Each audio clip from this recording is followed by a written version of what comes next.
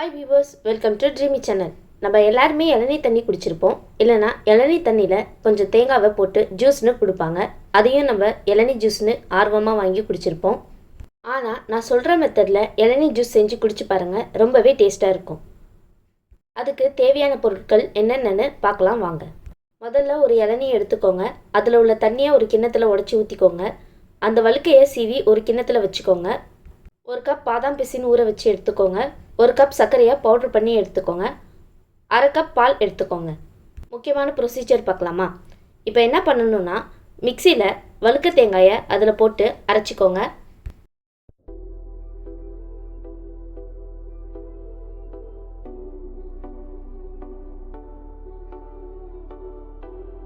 நல்லா அரைச்சி எடுத்தாச்சு.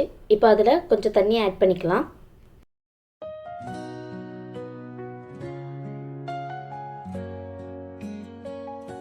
அதுக்கப்புறம் நம்ம பவுடர் பண்ணி வச்சுருந்த சுகரையும் ஆட் பண்ணிக்கலாம்.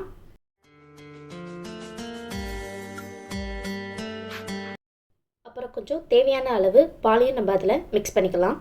இப்போது நம்ம இந்த இளநீ ஜூஸை ஒரு பவுலில் மாற்றிக்கலாம். மாற்றிட்டு நல்லா மிக்ஸ் பண்ணிக்கோங்க.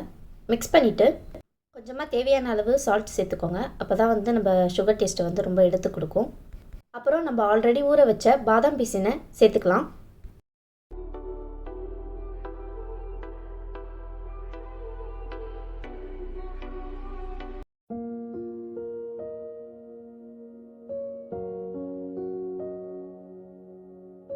இதில் ஐஸ் கியூப் போட்டு நீங்கள் குடிச்சு பாருங்கள். உண்மையாகவே இளநீ ஜூஸ் ரொம்ப சூப்பராக இருந்துச்சு.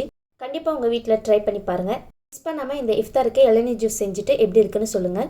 இந்த இளநீ ஜூஸ் குடிக்கிறதுனால உடம்புல உள்ள சூட்டு தணிக்கும், உடம்புக்கு ரொம்ப குளிர்ச்சியை தரும், ரொம்பவே நல்லது கூட. நம்ம வெளியே வாங்கி குடிக்கிற டின் இல்லைனா பாட்டில் ஜூஸை அவாய்ட் பண்ணிவிட்டு இந்த மாதிரி ஹெல்த்தியான ஜூஸை வீட்டில் செஞ்சு குடிங்க.